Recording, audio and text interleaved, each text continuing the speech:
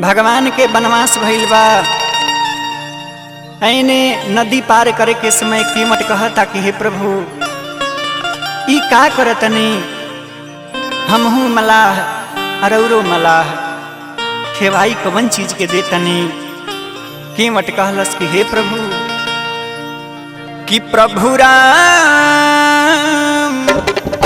तोह से खेवैया न ले, प्रभु राम तोह से खेवैया न ले। हमहू के मट रौरो के मट, हमहू के मट रौरो के मट, जानिल सररौर भेद।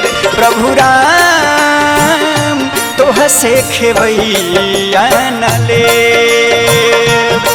प्रभु राम तोह से खेवैया न ले।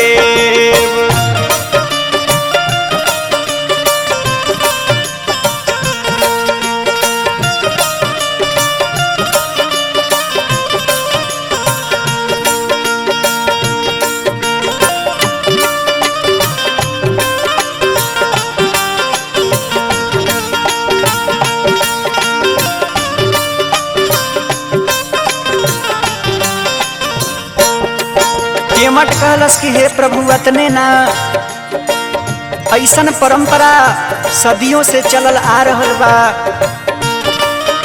कि धोबी से काबो धोबी न लेवे, कपड़ा के धोवाई।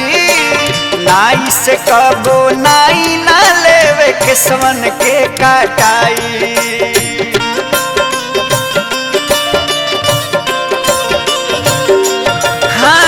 धोबी से कबो धोबी न लेवे, कपड़ा के धोवाई। नाई से कबो नाई न लेला, केसवन के कटाई। बड़ भाग मोरा नैया बाटे, बड़ भाग मोरा नैया बाटे, चरण राउर पड़ गेल। प्रभु राम तोह से खेवैया न ले, मोरे राम तोह से खेवैया न ले।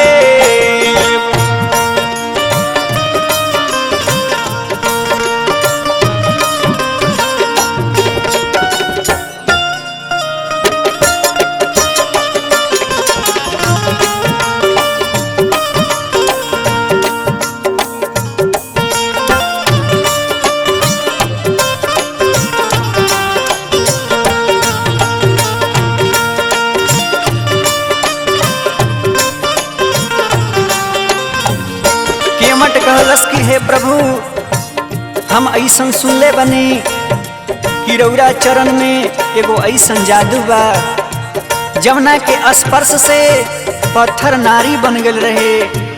हमार भी रोजी रोटी के सवाल बा।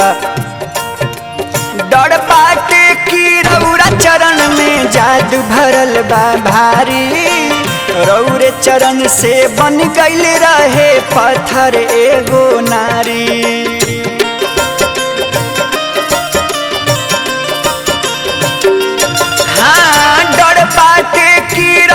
चरण में जादू भरल बा भारी, रौरे चरण से बनी गइले पत्थर एगो नारी।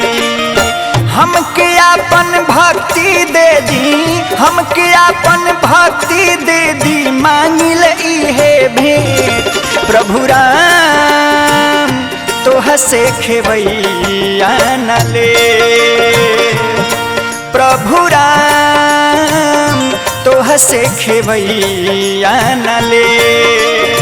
हमहू के मट रौरो के मट, हमहू के मट रौरो के मट, जानिल सररौर भेद। प्रभु राम तोह से खेवैया न ले, प्रभु राम तोह से खेवैया न ले। मोरे राम तोह से खेवैया न ले।